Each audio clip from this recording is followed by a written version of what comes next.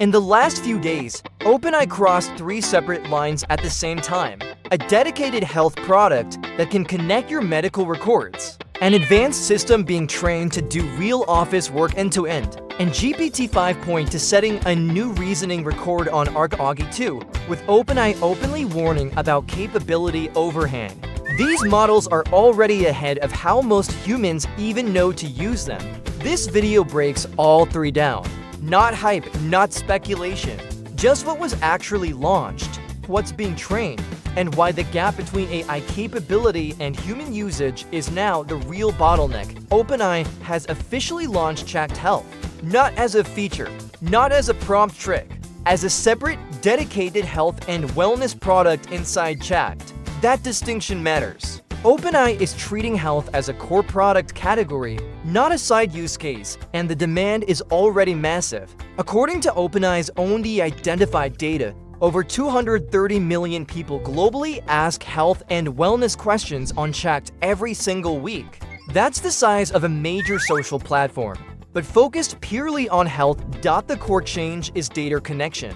Real health data. In reality, your health information is fragmented across hospital portals, lab PDFs, wearable apps, fitness trackers, and nutrition logs. ChatGPT Health is designed to unify all of it in one place. Users can connect wellness apps like Apple Health, MyFitnessPal, Function, Weight Watchers, Peloton, Alltrails, Instacart, and more. For medical records, OpenAI partnered with B.Well, allowing health to connect to supported US medical record systems. Once connected, the system stops being a generic Q&A bot. You can ask higher-level, context-aware questions. How lab values are trending over time. How lifestyle changes correlate with sleep or recovery. How to prepare intelligently for a doctor visit. Even how different insurance options trade off based on your actual healthcare usage patterns. This is no longer ask a symptom. This is decision support. OpenAI is very deliberate about scope. Health is positioned as a tool to help people understand patterns, prepare for clinical conversations, and manage long-term wellness. Not to replace doctors, not to diagnose emergencies. The goal is informed patients, not autonomous medicine. Privacy is where this either works or dies, and OpenAI knows it. Health is built as a fully separate compartment inside ChatGPT with additional protections. Purpose-built encryption, data isolation, separate storage and memory systems. Most importantly, OpenAI states this explicitly: health conversations are not used to train OpenAI's foundation models. Health data stays inside health. Normal chats cannot access it. Health context does not flow back into general chat usage. You can view, edit, or delete health memories at any time. Apps only connect with explicit permission and can be disconnected instantly. Medical record access can be revoked immediately. OpenAI also built this with heavy clinical input. Over 260 physicians across 60 countries provided feedback more than 600,000 times over 2 years. That feedback directly shaped how the system communicates, escalates risk, frames uncertainty, and prioritizes safety. To evaluate quality, OpenAI created HealthBench, a physician-driven assessment framework based on real clinical judgment criteria.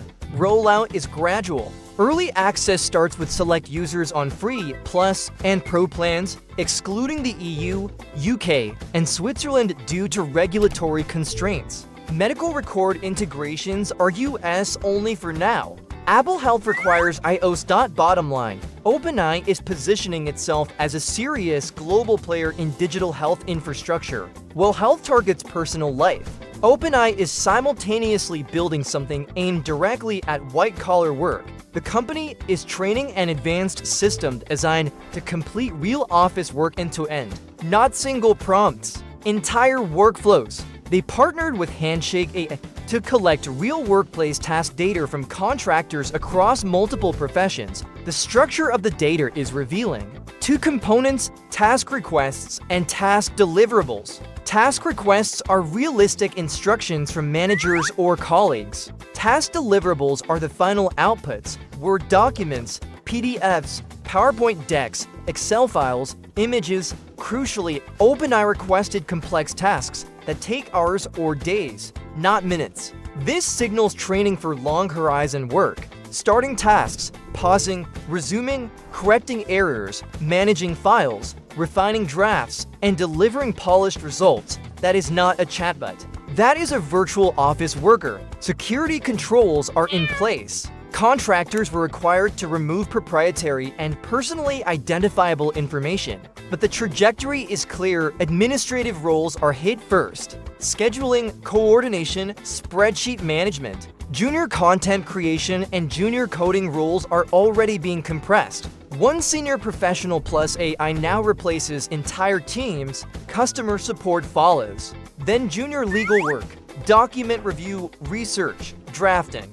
Then finance and accounting, bookkeeping, audit prep, tax support. The consistent pattern is this. People who learn to operate these systems become dramatically more productive than those who don't. Tool fluency becomes part of the job. Critical thinking becomes mandatory. Soft skills like leadership and negotiation increase in value. Adaptability becomes non-optional. Now, to the part that reignited the AGI debate. GPT 5.2 just surpassed the human baseline on ARC AGI2. ARC AGI2 is specifically designed to test abstraction, reasoning, and transfer, not memorization. Each puzzle represents a novel task. Pattern matching alone fails.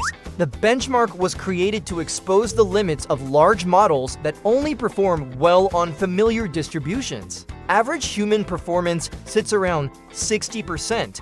GPT 5.2 reached human-level performance.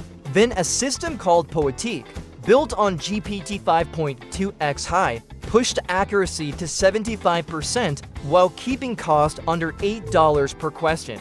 That's a 15-point jump over the previous state of the art. The key insight is how this happened. There was no special ARC-specific training. The improvement came from system-level orchestration, software architecture that knows how to query, reason, iterate, and refine step by step. This is the real shift. Models are getting better, but systems built around models are multiplying their intelligence. On the same leaderboard, Gemini 3 Deep Think preview scores significantly lower while costing more. The gap isn't just model quality, it's system design. OpenAI openly calls this capability overhang. Models can already do far more than humans are extracting from them. The limiting factor is no longer intelligence. It's human workflows, habits, integration, and imagination. So here's the real question. What's more dangerous? An AI that knows your medical history, or an AI that knows how to do your entire job? Because both are arriving at the same time. If this video helped clarify what's actually happening, like, subscribe, and stay sharp. The gap between capability and usage is where everything breaks or accelerates. See you in the next one.